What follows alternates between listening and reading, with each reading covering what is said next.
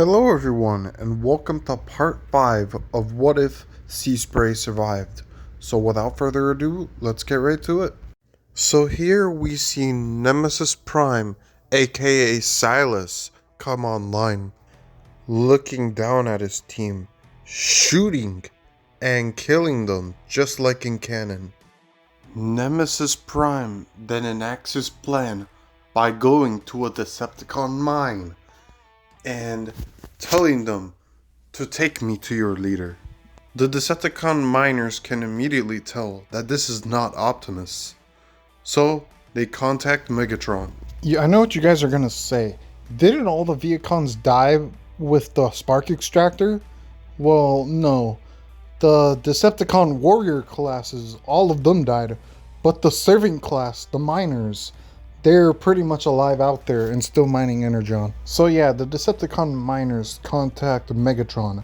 Megatron then arrives and looks at Nemesis Prime. You are not Optimus. So introduce yourself. He then introduces himself and says that he could be a valuable asset for his Decepticons. Megatron is then intrigued because he is very low, so he is taking this into consideration. And what is it that you can offer to the table? Silas, Nemesis Prime, then shows a holographic blueprint on Damocles, but it is being held in a military hangar, which he needs to find a way to get it out of there. And that is when Megatron says, I know just the bot who can help with that. Come, Nemesis. They then return to the Decepticon cave base. Meanwhile, at the Autobots base, Hangar E, the Autobots are kind of chilling, but that is when Agent Fowler comes in and says something has been stolen from one of their other military bases, and that the culprit looked exactly like Optimus Prime, and that they had caught it on camera. That is when Optimus thinks, Silas, he has returned. Seaspray then says, what? How? I thought we had killed him. Let's not forget, we didn't find any remains of him, nor did we find that cheap knockoff Nemesis Prime. Agent Fowler then explains that whole thing about Damocles and what it could do in Megatron's hand. Optimus then thinks of a plan. I will not allow any more lives to fall at the hands of Megatron. On this day, I declare Megatron must be stopped no matter the cost. Autobots, prepare yourselves. This is the day we end this once and for all. Seaspray then goes around outside looking for the arachnid clone. Hey, it's time that we end this. Are you out here? She then steps up behind him. I'm ready, Seaspray. But don't call me Arachnid anymore. Call me Arachnia. If you guys are wondering why I didn't go with Black Arachnia or anything related to Beast Wars, it's because Arachnid and Black Arachnia are two different characters. And I try not to reuse the same character names constantly. And I have Black Arachnia saved for what if Beast Wars wasn't TFP. So anyway, that's for another time. So Optimus assembles the Autobots. Autobots, in order to end this once and for all, we will be splitting into teams. RC, Bumblebee, Wheeljack, Bulkhead, you will both head to where Damocles is being tested. You must take it down, no matter the cost. I will lead the rest to Megatron's base of operations to defeat him once and for all. Autobots, roll out. So Optimus and his team arrive at the Decepticon cave base. In case you all are wondering, it's not really shielded, so they could have easily detected the base in any way. So yeah, they arrive, but they are immediately greeted by Dreadwing and an Insecticon guard squadron, and they attack. Seaspray then begins to engage Dreadwing in a fight and tells Optimus and the others to go and get Megatron. He'll handle Dreadwing. The three then begin to run through the caves, and at long last they reach the control room, where they come face to face with Megatron and Nemesis Prime. Nemesis Prime Silas says, some uninvited guests, and attacks Optimus Prime. Smokescreen and Arachnia step up and look at Megatron. Megatron looks at the arachnid clone. A traitor. just like your predecessor. Smokescreen then says, "Don't let him talk to you like that. Let's get him, come on." Joining together, they attack Megatron. Meanwhile, Wheeljack, Bumblebee, RC, and Bulkhead arrive at where Damocles is being tested on a military base. And Soundwave is the one controlling it, and he turns around. "Surrender, Soundwave. You're outnumbered. Come along quietly." But that is when Knockout and Breakdowns walk up behind the Autobots. "You may think that, Autobots, but we are here too." And Breakdown laughs.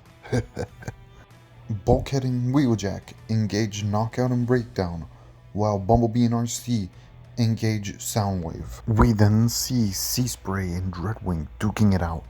Dreadwing says, "I will end your life as I should have that day in space." Seaspray then gets enraged and uses his harpoon and launches it through Dreadwing's chest, killing him instantly. For the wreckers, he then runs to catch up with the rest of the group, punching and kicking through Insecticons. Eventually he reaches them, and he sees Optimus fighting Silas, and Megatron holding Arachnia by the neck, and Smokescreen pinned to the floor by his feet. Megatron and Seaspray make eye contact, and Megatron throws Arachnia to the side and kicks Smokescreen away. "You, the Autobot Seaspray, you have been too much trouble for me than I could count, and it is time that you meet your end." Seaspray then says, "I wouldn't count on it, Buckethead." He and Megatron then charge at each other. Megatron tries to shoot him,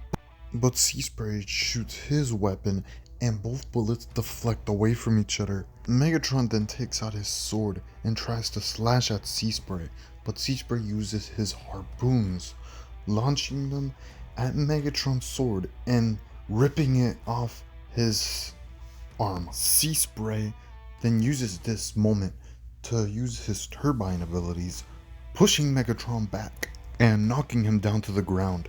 And before Megatron could even get back up, Seaspray takes his ripped apart sword and goes and literally stabs Megatron in the chest. Seaspray then looks into his eyes and says, "Your reign of terror is over, Megatron." And with that, Megatron goes offline, collapsing to the ground. Nemesis Prime Silas then orders the rest of the Insecticons to destroy Seaspray and the remaining Autobots. The Insecticons then obey, charging at the Autobots, but Arachnia gets in their way. "Halt! Obey me." The Insecticons then listen.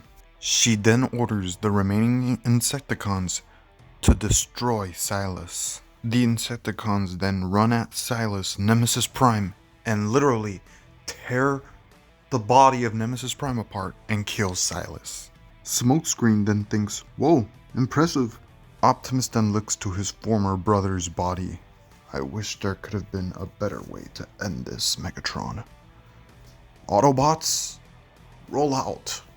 Meanwhile, Soundwave is fighting RC and Bumblebee, with Laserbeak also out and shooting at RC, while Bumblebee obviously shoots at Soundwave.